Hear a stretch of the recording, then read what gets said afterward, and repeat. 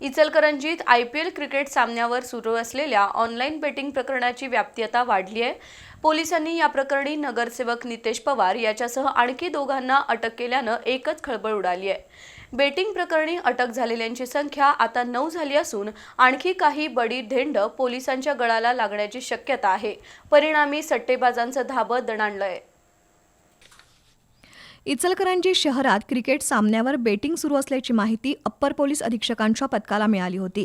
त्यानुसार रविवारी सायंकाळी इचलकरंजीतील भुवनेश्वरी मंदिर समोरील मनीषा एंटरप्राइजेस या फुटवेअरच्या गोदामावर छापा टाकण्यात आला। तिथं क्रिकेट सामन्यांवर ऑनलाईन सट्टा सुरू असल्याचं निष्पन्न झालं। या प्रकरणी पोलिसांनी अमेय बडवे, अभिजित बडवे, गणेश पाटील, उत्तमसिंग बग्गा, याकूब मुजावर आणि रिषभ पाटील यांना ताब्यात घेऊन 58,90,000चा मुद्देमाल जप्त केला होता। या प्रकरणाची व्याप्ती लक्षात घेऊन जिल्हा पोलीस अधीक्षकांनी SIT गठीत केली। या पथकानं सखोल चौकशी करून आज इचलकरंजीतील नगरसेवक नितेश पवार याच्यासह सचिन हलकापुरे आणि मनीष सागावकर या तिघांना अटक केली आहे। अटक केलेल्या 9 जणांना न्यायालयानं 30 मे पर्यंत पोलीस कोठडी सुनावली आहे।